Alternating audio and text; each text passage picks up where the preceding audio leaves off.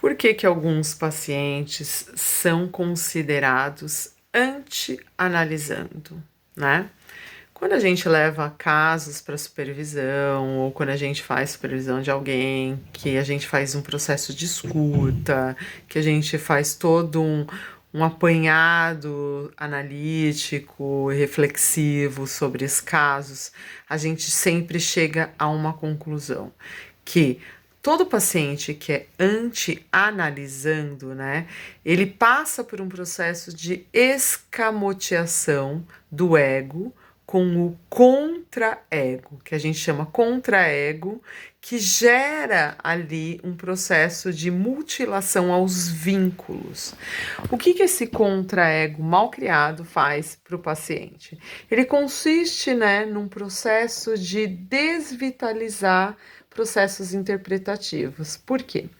Porque esse paciente ele tem um núcleo que é um núcleo sadio, né, do seu ego, né, que aqui é o ego, e ele tem um núcleo patológico que é o seu contra-ego.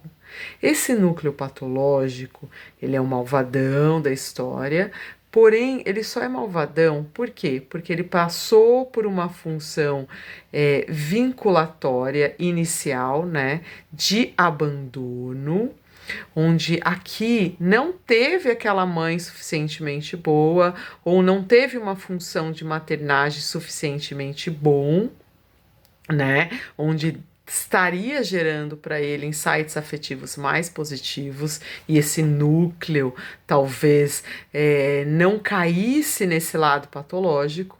E aí o que que acontece? Ele estabelece ali, né, um reencontro com os seus primeiros abandonos.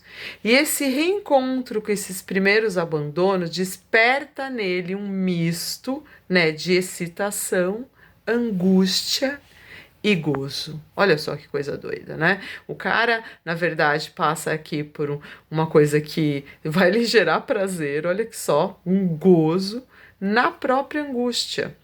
E aí é necessário que a gente, né, como analista, descubra qual é o inimigo desse sujeito, né? Busca lá nas trincheiras do inconsciente desse sujeito, quem é que está fazendo essa função de inimigo. E essa função de inimigo tem que ser atacado ferozmente junto com o analista e o ego sadio desse paciente.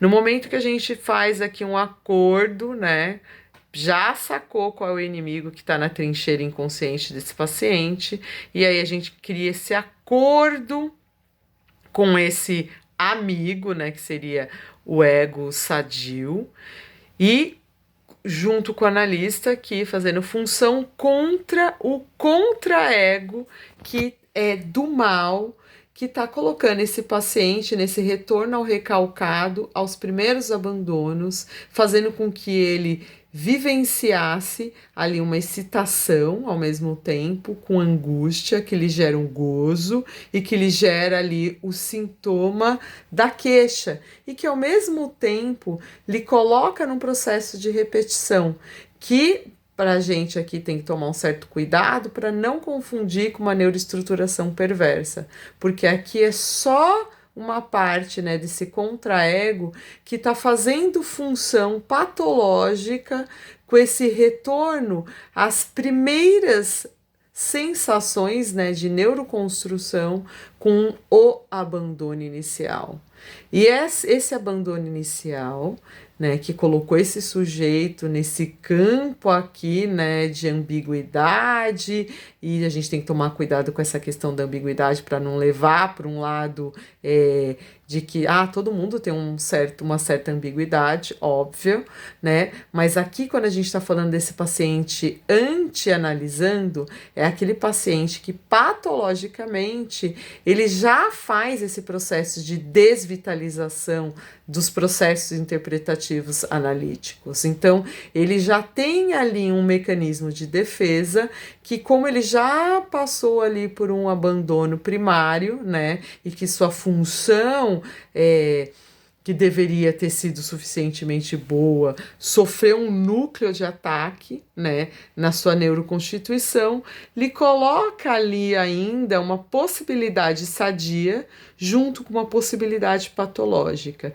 e que a gente pode pensar aqui questões, né, de limítrofes, mas que não tem nada a ver nesse momento, que pode ser realmente uma pessoa neuroestruturada numa questão da falta, mas esse paciente tem um caminhar aqui, né, de constituição que lhe confere tanaticamente uma posição de fixação.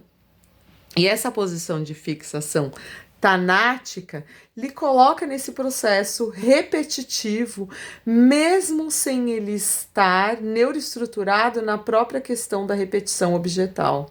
Então, esse paciente aqui, ele tem um núcleo sadio, que é onde ele buscou essa análise, é onde nós, como analista, temos que fazer um acordo com esse lado sadio e fazer com que esse paciente entenda, né, que o inimigo está dentro dele mesmo, e que esse inimigo que está dentro dele mesmo, que é a parte patológica dele, está fazendo frente, né, num campo de resistência, de desvitalizar a própria análise. E com isso, essa desvitalização da análise gera um gozo, uma excitação. Por quê? Porque é como se ele tivesse, na verdade, revivendo uma situação de abandono primário. E esses abandonos primários, né, que na verdade ele ainda sobreviveu, ele meio que goza nisso, porque é onde ele foi neuroestruturado nessa questão do amor, que é um sentimento aprendido, e é o que ele aprendeu como possibilidade desse amor, né? E que esse amor patológico, na verdade, volta contra o núcleo dele mesmo, fazendo com que ele se auto-sabote num processo emancipatório de desenvolvimento. E ali ele permanece dentro de um conluio, né, com o lado sadio dele, que fica fazendo um conluio perverso, mesmo sem ele ser perverso, com o lado patológico. E com isso, mesmo que ele tá ali reclamando que a vida não tá boa, que ele não consegue financeiramente ir para frente, que ele não consegue fazer as coisas, que a coisa não vai para frente, que ele fica ali se lamuriando, mas que no fundo, há um gozo patológico na própria reclamação. E há um gozo patológico na própria situação que o paciente se apresenta. Por quê? Porque esse lado patológico dele, na verdade, fica muito satisfeito com isso, porque é um lado mais masoquista. E aí a gente pode pensar realmente num caractere mais, vamos colocar assim, mais masoquista, com uma certa psicopatia, né? Porque a psicopatia ela tá bem configurada nessa coisa da vitimização. Só que aqui a gente não tá falando de um psicopata, né? A gente não tá falando aqui de um caráter mais psicopático, onde o cara tem um gozo de ficar se vitimizando porque ele ganha secundariamente algo com isso. Não, muito pelo contrário. Aqui a gente tá falando mesmo de uma neuroestruturação da falta, onde esse cara tem um lado sadio que vai buscar entender que ele está no processo de falta.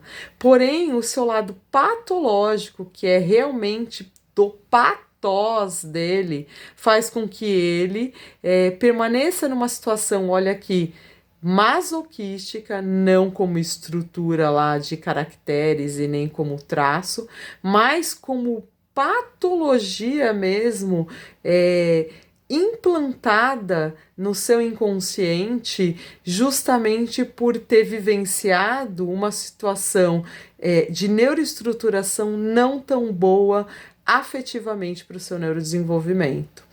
Então aqui a gente tem que tomar muito cuidado para não estar classificando e nem rotulando o paciente, o paciente está neuroestruturado na falta, com traço masoquista e psicopático.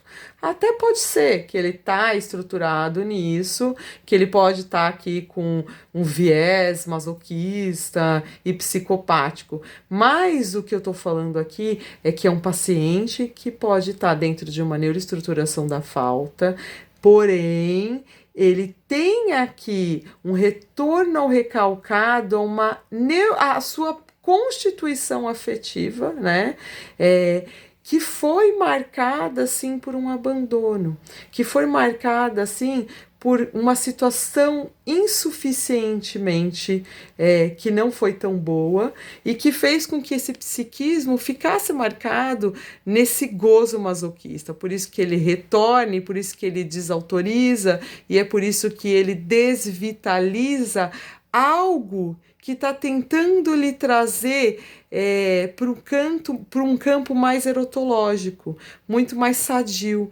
Por quê? Porque uma parte do seu psiquismo que está ali meiando entre a saúde e a doença, o seu lado patológico ele está muito mais numa pulsão tanática. E essa pulsão tanática lhe mantém ali com essa egosintonia.